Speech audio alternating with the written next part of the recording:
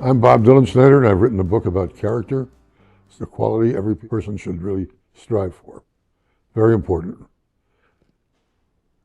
You got to have courage. You have to have integrity. You ought to be able to lead. If you have those qualities, you've got character.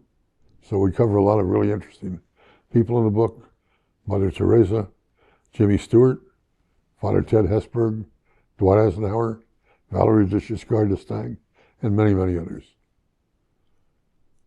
And the book was written in order to say to people, here's what you have to do in order to have character.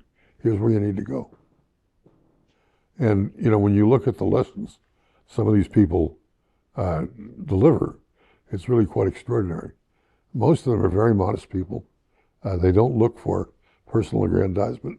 They don't look for a lot of personal attention.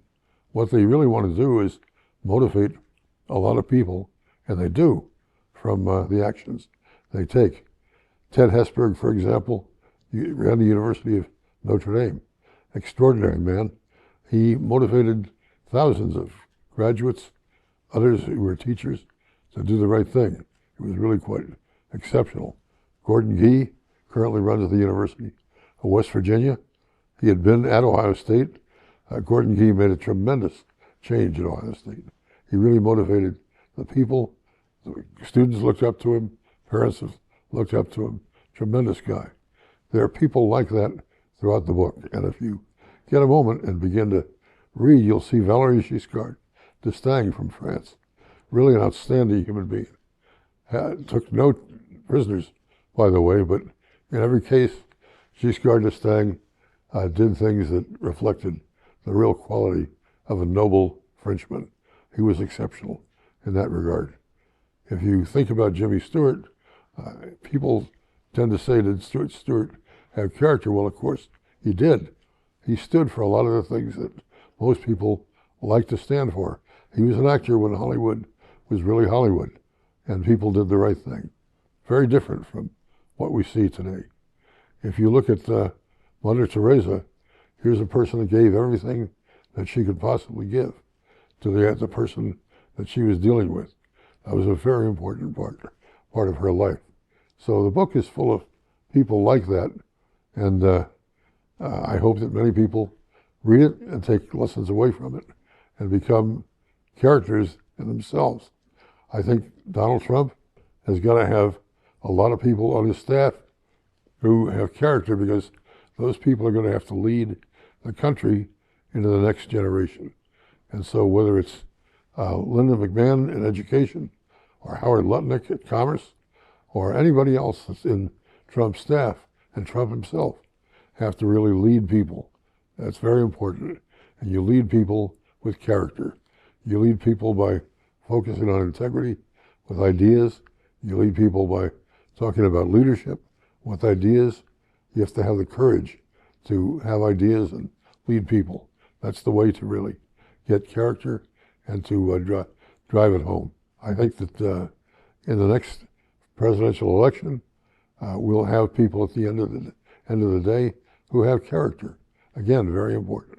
So I'm hopeful that character and the message of character comes through. I'm very interested in a lot of people who did not appear in the book, but who wanted to be in the book. Once people found out that the book was being written, they called me and they said, we'd like to be in the book. And of course, I found dozens of ways to say no. I had people who were really very well-known people who wanted to be in the book, but once you did the research, you found out these people really didn't have character. Life was really built for them. The people in this book have character. Life is built by them, not for them. They stand for things. Virtually none of the people in the book sought personal exposure. They would, if you were to ask them, should I be interviewed?